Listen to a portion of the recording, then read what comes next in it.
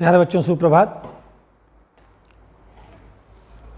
आज नए साल पर ये हमारी आपके लिए पहली वीडियो है और आप सभी को हैप्पी न्यू ईयर। पिछली वीडियो में आपको एक लिंक एक बार फिर से शेयर कर दूंगा जिसमें हमने समास मतलब पार्ट 1 के रूप में 3 समास के बारे में पढ़ा था। आज जो बचे हुए 3 समास है उसके बारे में हम देखने जा रहे हैं, जो कि मैं अभी बता रहा हूँ कौन कौन से वो समास हैं।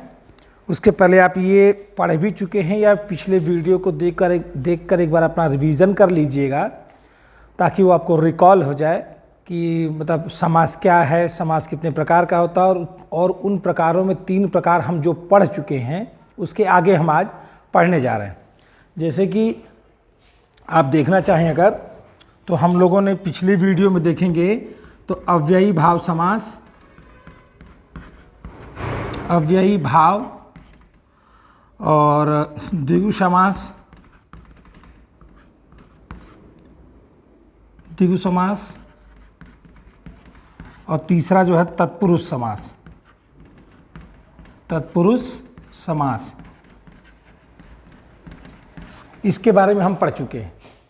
अव्ययी भाव समास, द्विगु समास, तत्पुरुष समास। इस समास के बारे में पिछले वीडियो में आप चाहे तो देख सकते हैं, इसके बारे में पढ़ चुके हैं। इसके आगे अब हमको पढ़ना है, तो उसके पहले हम सबसे पहले एक बार चाहें तो फिर से रिवीजन कर लेते हैं कि समास होता क्या है।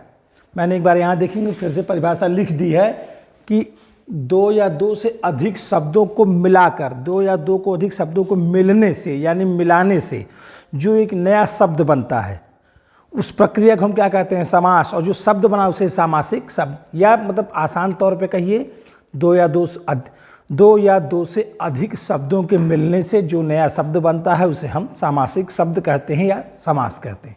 ये हम जान चुके थे। प्रकार में 3 प्रकार हमने पढ़ चुका। अब हमें जो हमारा बचा हुआ 3 समास है जो हमें पढ़ने हैं, उसमें पहला है द्वंद्व समास,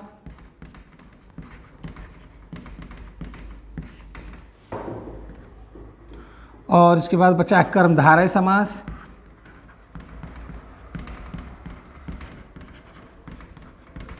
और एक बचा है बहुब्रीहि। बहुब्रीहि यानी कि अव्ययी भाव समास, तत्पुरुष समास, द्विगु समास, जिसके बारे में हम पढ़ चुके हैं। अभी मैं रिवीजन भी करा दूंगा, पिछली वीडियो देख भी सकते हैं। और आज जो हमें नया 3 पढ़ना है वो द्वंद्व समास, कर्मधारय समास और बहुब्रीहि समास। इसके बारे में हम देखेंगे। तो आइए इसको बारी बारी से देखते हैं।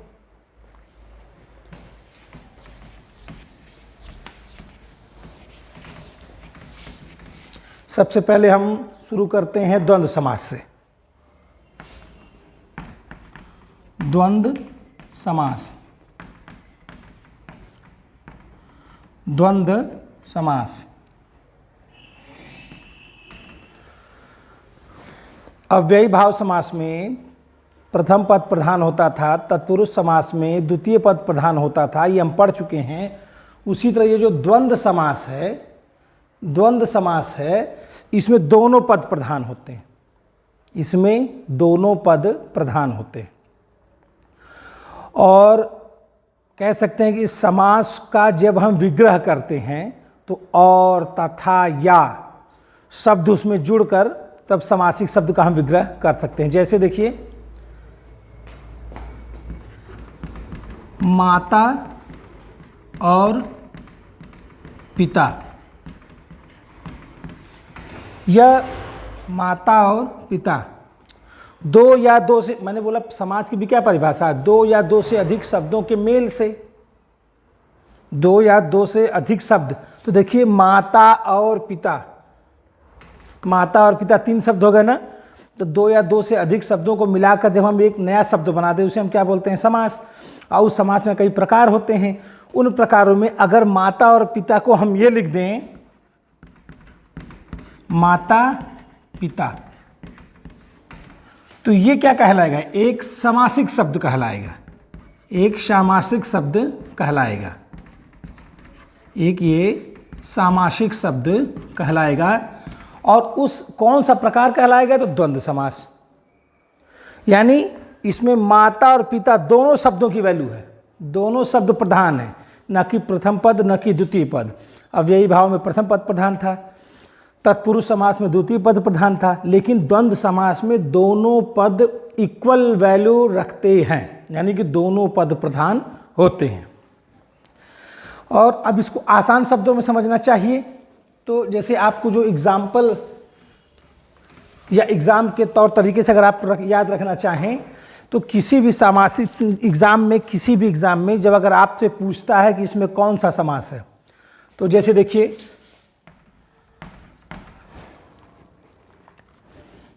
मैंने लिखा है हवा पानी, माता पिता, राजा रानी, आओ जाओ, आओ जाओ।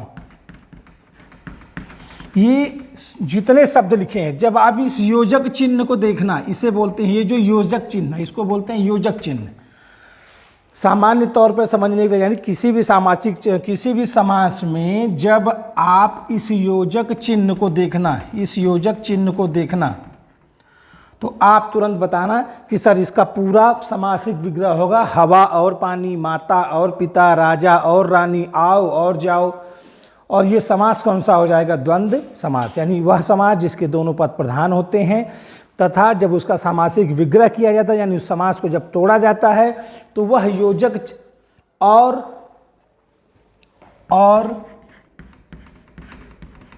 या तथा से जुड़ता है। जैसे इसी को देख लीजिए, अगर इसका हम सामासिक विग्रह करेंगे तो ये हो जाएगा हवा और पानी, हवा और पानी, माता और पिता,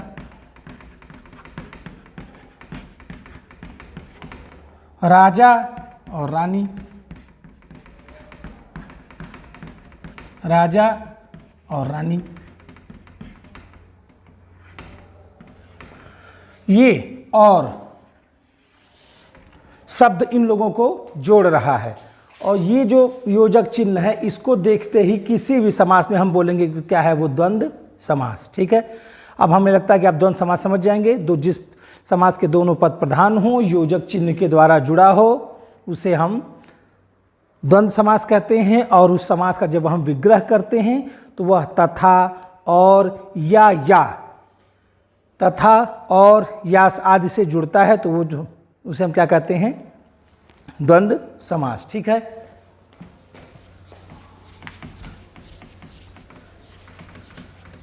आइए आगे देखते हैं। हमारा अगला समास है कर्मधारय समास। कर्मधारय समास। अब सिंपल सा सुनिए, हमने अब तक क्या पढ़ा है? तत्पुरुष, अव्ययी भाव, द्विगु और द्वंद्व। अब हमारा ये पांचवा समास है कर्मधारय समास। इसको आसान शब्दों में समझते हैं, सबसे आसान शब्दों में। कोई भी शब्द जब लिखा रहेगा तो उसको कैसे पकड़ेंगे कि ये कर्मधारय समास है, कैसे पकड़ेंगे कर्मधारय समास है कि नहीं है, उसके लिए उस शब्दों में जो विशेषण विशेष का संबंध होगा। जैसे देखिए, वह समास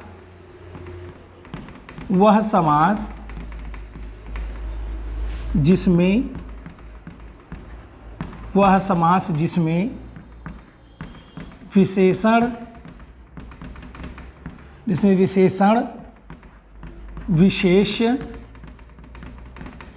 विशेषण विशेष का संबंध या उपमेय उपमान का संबंध होता है, उपमेय उपमान का संबंध होता है, उपमेय उपमान का संबंध होता है, उसे कर्मधारय समास कहते हैं।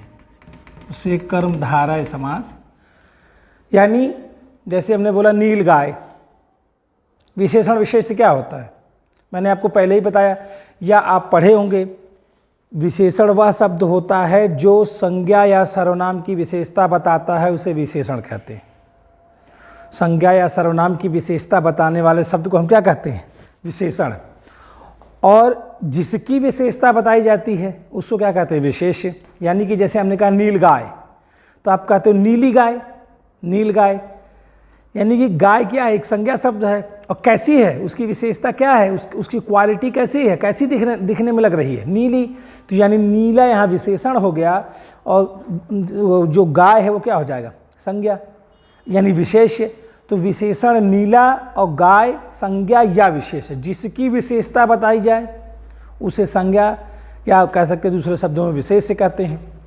अब हमने आपसे जो सिंपल शब्दों में ये कहा है कि कर्मधारय समास वह समास जिसमें विशेषण विशेष का संबंध या उपमेय उपमान का संबंध होता है, उसे कर्मधारय समास कहते हैं। अब सिंपल सा देखिए, अब जैसे मान लीजिए एक एग्जाम्पल मैंने लिया, सिंपल सा एग्जाम्पल, नील गाय, तो इसका मतलब क्या हो गया, नीली गाय। नीली गाय, गाय क्या है, संज्ञा यानी विशेष है, उसकी विशेषता क्या है, वो नीली है यानी विशेषण। तो देखो विशेषण विशेष का संबंध हुआ कि नहीं, ये विशेषण है ये विशेष है, ये विशेषण है ये विशेष है। यानी वह समास जिसमें विशेषण विशेष का संबंध होता है उसे हम कर्मधारय समास कहते हैं। अब दूसरा देखिए, जैसे मान लीजिए हमने कहा महात्मा, महात्मा, अगर हमने महात्मा लिखा, अब हम कह रहे हैं महान आत्मा, महान आत्मा। आत्मा अपने आप में क्या है, संज्ञा। आत्मा अपने आप में क्या है, संज्ञा। उसकी विशेषता क्या है, महान, यानी विशेषण विशेष का संबंध भी हो गया, और जो ये समास क्या कहलाएगा, कर्मधारय समास। ठीक है, और एग्जाम्पल चाहे तो देख सकते हैं। देखिए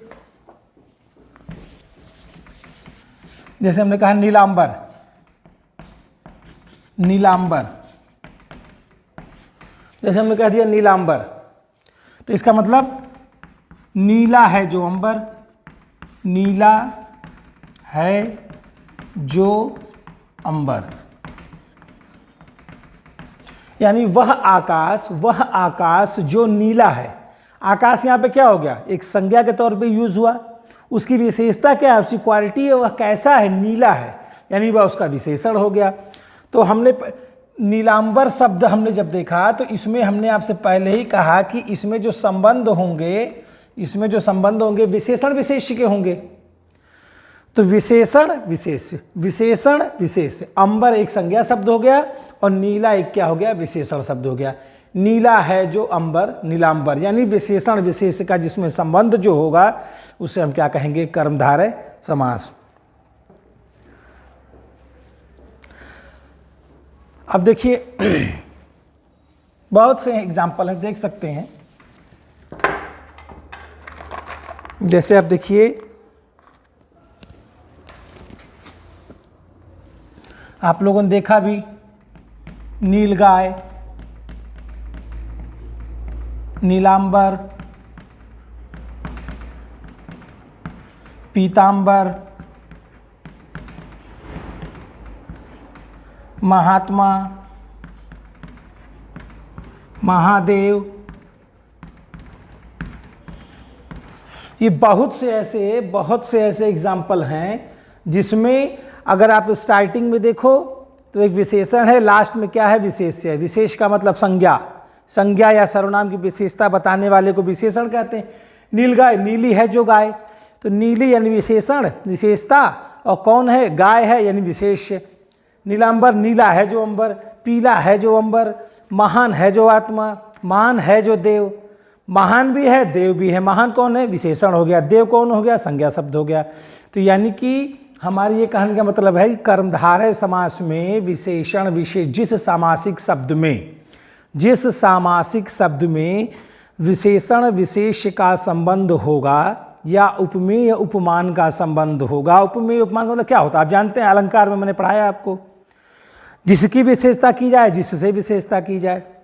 तो उपमेय उपमान या विशेषण विशेष का जिस समास में विशेषण विशेष्य का संबंध हो उसे हम क्या कहते हैं, कर्मधारय समास। ठीक है, और भी एग्जाम्पल देखना चाहो तो आप देख सकते हो।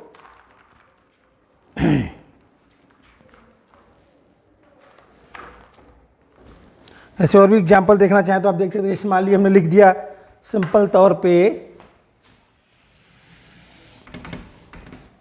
मान लीजिए हमने लिख दिया स्वर्ण कमल, स्वर्ण कमल, स्वर्ण जैसा कमल, स्वर्ण है जो कमल, कमल एक संज्ञा शब्द हो गया या विशेष्य हो गया, कैसा है वो, उसकी क्वालिटी क्या है, तो स्वर्ण है, सोने की तरह है, यानी स्वर्ण कमल। अब देखिए सज्जन, सज्जन, सज्जन शब्द बोलते ही क्या हो गया, सत है जो जन, सत है जो जन। सत का मतलब अच्छा, बढ़िया, कह सकते हैं विद्वान। कौन, जन का मतलब आदमी, मतलब वह आदमी जो अच्छा है वो सज्जन है। तो आगे से विशेषण पीछे से विशेष, आगे से विशेषण पीछे से विशेष, आगे से विशेषण पीछे से विशेष, आगे से विशेषण पीछे, विशेषण विशेष का जहाँ संबंध होगा उसे हम कहेंगे कर्मधारय समास। ठीक है, आगे आइए देखते हैं। यहाँ पर एक चीज चाहो तो अभी आप और देख सकते हो, पहले यही देख लिया जाए। जैसे हमने कहा नीलगाय, नीलगाय, मान लीजिए इसी एग्जाम्पल को देख लेते हैं। तो मैंने आपसे बोला ये जो शब्द लिखा है नीलगाय, मैंने आपसे बोला कि कर्मधारय समास उस समास को कहते हैं जिसमें विशेषण विशेष का संबंध होता है, उसे हम कर्मधारय समास कहते हैं। अब आपको एक चीज़ ध्यान देनी है, आपने पढ़ा होगा छोटी क्लासेस में, या कभी विशेषण विशेष का हम वीडियो बनाएंगे तो आपको बता देंगे कि विशेषण जो होता है वो भी कई प्रकार का होता है, संख्यावाचक विशेषण, गुणवाचक विशेषण, परिणामवाचक विशेषण। तो जो हमारा कर्मधारय समास है उसका जो विशेषण है, जो कर्मधारय समास में हमने बोला कि जो विशेषण विशेष का संबंध है, उसमें जो विशेषण यूज हो रहा है वह विशेषण हमेशा गुणवाचक विशेषण होता है। जैसे नील गाय हमने बोला, नीली है जो गाय, तो उसकी गुण क्या है, नीला है। वो जो गुण है यहाँ पर यूज हुआ है, जो गुण यूज हो रहा है वो नीला गुण यूज हो रहा है, यानी कि उसकी हम क्वालिटी जब बताएंगे तो कहेंगे, जैसे कोई कहते हैं सर नीला कौन सा विशेषण, तो हम कहेंगे गुणवाचक विशेषण। उसकी मतलब ये क्वालिटी बताई जा रही है कि नीला है, पीला नहीं, नीला है, यानी उसे गुण। यानी जो हमारा कर्मधारय समास है वो यह कहता है कि जो विशेषण विशेष का संबंध है उसे कर्मधारय समास कहते हैं, और यहाँ पर जो विशेषण प्रयोग होता है वह गुणवाचक विशेषण ही प्रयोग होता है। जैसे महान है जो आत्मा, तो उनका गुण कैसा है, महान है। पीला है जो अंबर, तो वो जो अंबर है वो कैसा है, उसका गुण कैसा है, वो पीला है, यानी गुणवाचक विशेषण है वो। ठीक है, चलिए इसके आगे चलते हैं। अब इस सामासिक चीज़ों में हमारा ये लास्ट बचा हुआ है बहुब्रीहि समास, बहुब्रीहि समास, बहुब्रीहि समास। आप इसको आसान शब्दों में समझिए। जैसे अब तक हमने कहा कि अव्ययी भाव समास में प्रथम पद प्रधान है, तत्पुरुष समास में हमने ये कहा कि द्वितीय पद प्रधान है, या जैसे हमने द्वंद्व समास में कहा कि दोनों पद प्रधान है, या अभी हम लोग द्विगु समास पढ़ रहे थे उसमें बोले कि प्रथम पद संख्यावाचक होता है, और या कर्मधारय में हमने कहा कि जो ये समास है उसमें विशेषण विशेष का संबंध होता है। लेकिन कर्मधारय समास क्या है, इसमें जितने भी पद यूज हुए हैं, यानी इसमें जो पद यूज हो, यानी ऐसा समास, बहुब्रीहि समास उस समास को कहते हैं कि जिसमें सारे पद मिलकर किसी विशेषण का विशेषता बताते हैं। किसी विशेषण की बात जहाँ करते हैं उसे हम क्या बोलते हैं, बहुब्रीहि समास। जैसे एग्जाम्पल के तौर पे आप देखना चाहो तो कह सकते हैं कि मतलब एक ऐसा समास, बहुब्रीहि समास एक ऐसा समास है जिसमें कोई पद प्रधान नहीं होता है, बल्कि जो समस्त पद यानी जितने पद यूज हुए हैं वो मिलकर किसी विशेषण को बताते हैं, किसी विशेषण की बात करते हैं। जैसे किसी की विशेषता बताते, जैसे आप देखना चाहो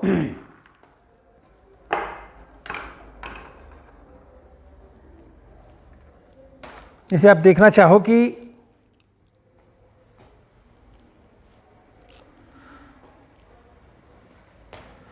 जैसे हमने लिख दिया महादेव, महादेव हमने लिख दिया। अभी महादेव हम लोगों ने कर्मधारय समास में भी पढ़ा कि महान है जो देव, देव एक संज्ञा का काम करता है और उसकी विशेषता क्या है कि वो महान है। यानी कि हमने कहा कि कर्मधारय समास वह समास था जिसमें विशेषण विशेष का संबंध है। अब बहुब्रीहि समास के समय मैं यह कह रहा हूं कि वह इसमें कोई पद प्रधान नहीं होता है, बल्कि समस्त पद मिलकर किसी अन्य का, किसी तीसरे की विशेषता बताते हैं, किसी तीसरे का विशेषण कर रहे होते, विशेषता बता रहे होते। जैसे महादेव बोलते ही हम कहते हैं शिव शंकर, शंकर बोलते हैं नहीं। यानी कुछ जैसे दशानन, दस है आनन जिसका, तुरंत हमको याद आता है रावण। यानी 10 है आनन का मतलब चेहरा, दशानन, 10 है आनन जिसके, यानी 10 हैं चेहरे जिसके। यानी कि देखिए जैसे हमने कहा दशानन, अब जब हम दशानन बोले तो 10 हैं, 10 है जिसका आनन, 10 है जिसका आनन। आनन का मतलब यहां मुख होता है, मुख, चेहरा, चेहरा, फेस, चेहरा, फेस, मुख। अब देखो 10 है जिसका आनंद, कई शब्द हैं, समस्त पद, कई पद हैं इसमें, लेकिन कोई भी पद प्रधान नहीं हो रहा है, बल्कि ये सारे पद मिलकर किसी तीसरे की, किसकी, दशानन बोलते ही हमको रावण की याद आ गई, रावण की याद आ गई। यानी ये सारे पद मिलकर किसी अन्य की विशेषता बता रहे हैं। दशानन, महादेव, महान है जो देव, महान है जो देव, कई पद यूज हुए, कोई पद प्रधान नहीं है, लेकिन किसी तीसरे यानी शंकर की विशेषता बता गए, महादेव। तो ऐसे में क्या होगा, बहुब्रीहि समास। और देखिए जैसे हम बोल दें नीलकंठ, नीला है कंठ जिसका, नीला है कंठ जिसका, तो किसकी बात कर रहे हैं, ये सारे पद मिलकर, नीला है कंठ जिसका, ये सारे पद मिलकर किसी तीसरे की विशेषता बता रहे हैं। हमारे दिमाग में तुरंत आता है शंकर भगवान, महादेव, शंकर भगवान। तो यानी किसी तीसरे की जब विशेषता बताने लगे, ये समस्त पद मिलकर, कोई पद प्रधान न हो, ये समस्त पद मिलकर किसी तीसरे की विशेषता बताते हैं, वहाँ पर होता है बहुब्रीहि समास। और एग्जाम्पल देखना चाहें, जैसे लंबोदर, लंबा है उदर जिसका, देखिए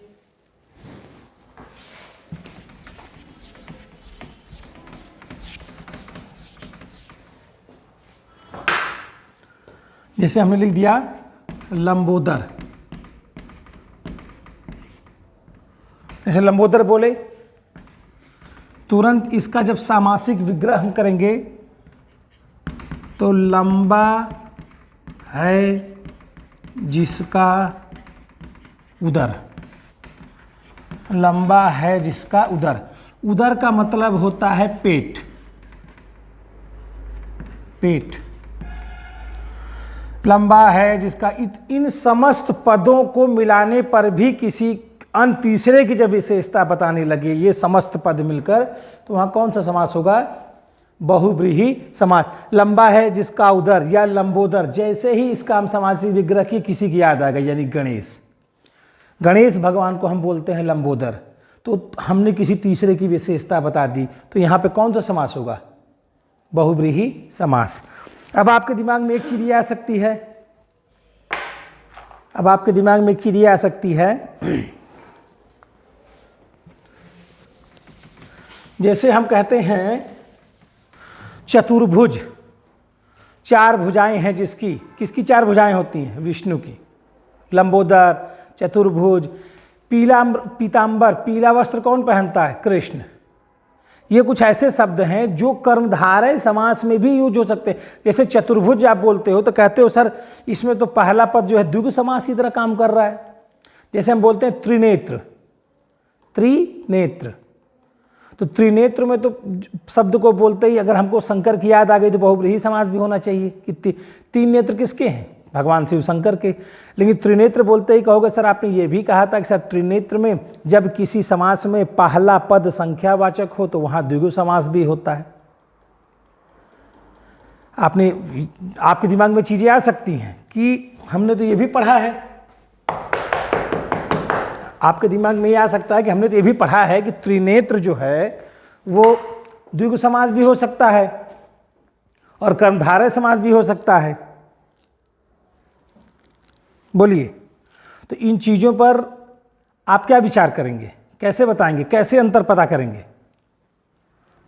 बताइए। जैसे त्रिनेत्र के बारे में आप जान रहे हैं कि त्रिनेत्र क्या होता है, किसके त्रिनेत्र होते हैं? भगवान शिव शंकर के। तो आप वहाँ पर जब आप एग्ज़ाम में जाएंगे, जैसे कभी कभी आप किसी एग्ज़ाम में जाएंगे, नीलकंठ है, नीलगाय है, लंबोदर है, या फिर कह सकते हैं कि पीतांबर है, कुछ ऐसे शब्द आएंगे तो उसमें कभी कभी हो सकता है कि वैसे तो प्रयास करते हैं एग्ज़ाम में जब दिया जाता है तो कर्मधारय और बहुब्रीहि वहाँ दोनों समास हो सकते हैं। तो मल्टीपल चॉइस वाले जो क्वेश्चन होते हैं उसमें प्रयास किया जाता है कि ऐसे किसी भी समास को न रखा जाए जिसमें मतलब ए बी सी मतलब 2 ऑप्शन सही हो। लेकिन इसके बारे में आपको अंतर समझना चाहिए कि आखिर कभी कभी हम इसको बहुब्रीहि समास में क्यों लेते हैं या कभी कभी इसको हम कर्मधारय समास में क्यों लेते हैं। या जैसे हमने त्रिनेत्र बोल दिया तो त्रिनेत्र जो है कर्मधारय में भी आ रहा है, 3 है नेत्र जिसके, 3 है नेत्र जिसके, कर्मधारय में भी आ गया, द्विगु समास में भी आ जा रहा है। तो इसका अंतर हमको समझना जरूरी है। तो इसके लिए हम आगे चलिए, हम तुरंत बता रहे हैं, इसको देखा जाए कैसे।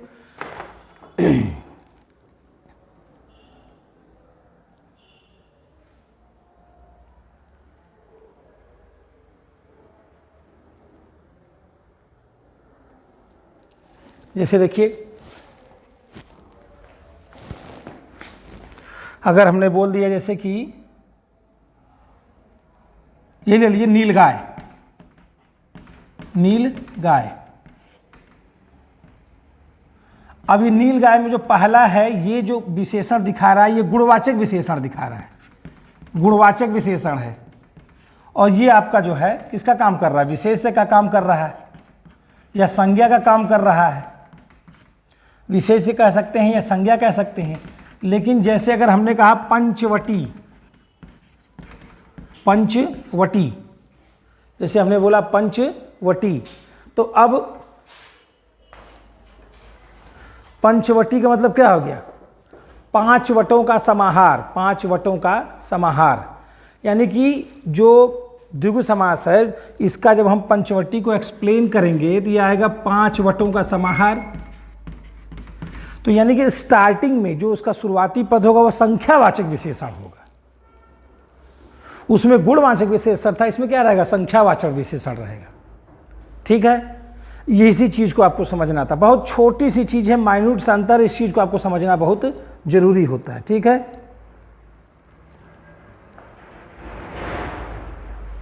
और आप एक चीज़ ये आप जानना चाहोगे सर कर्मधारय और बहुब्रीहि में बेसिक अंतर क्या रह जाएगा तब जब वही चीज़ आप बता रहे हैं बार बार। तो जैसे नीलगाय, पीतांबर, नीलांबर, जितना भी शब्द बोले, महात्मा, महादेव, तो इसमें सर आप कह रहे हो कि जैसे हमने बोला नीलांबर, नीला है जो अंबर, या हमने कहा महादेव तो महान है जो देव, कर्मधारय समास है। फिर कह रहे हो सर महान है जो देव शंकर होते हैं, यानी बहुब्रीहि समास भी हो गया। तो इसको आप सिर्फ इतने से समझ लीजिए कि इन दोनों में बेसिक अंतर ये होगा कि कर्मधारय समास जब रहेगा तो महान है जो देव, इसमें विशेषण विशेष का संबंध है। लेकिन जब एक बार महान लेकिन जब हम इसको बहुब्रीहि समास में लेंगे या बहुब्रीहि समास के तौर पर पढ़ेंगे तो तुरंत ये समझेंगे कि इसमें समस्त पद जो है किसी अन्य के विशेषण की बात कर रहे हैं। और एग्ज़ाम में कभी ऐसा कुछ नहीं होता है कि जैसे महादेव लिख दिया तो दोनों ऑप्शन दे देंगे, ऐसा नहीं होता है।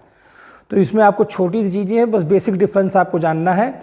और ये आपका इस तरह से समास का जो पार्ट 2 भाग था ख़त्म हो गया। इसको आप एक बार रिवीजन कर लीजिए। अगर कोई चीज़ नहीं समझ में आएगी तो आप हमारे व्हाट्सएप नंबर पर मैसेज करके पूछ भी सकते हैं। और जो इसके बचे हुए 3 पार्ट हैं, जो 3 समास थे जिसको हमने पहले वीडियो में बताया, उसका लिंक मैं दोबारा आपको शेयर कर दूंगा, इसको देखिएगा। और नेक्स्ट वीडियो हम अलंकार पर बात करेंगे। ठीक है, धन्यवाद।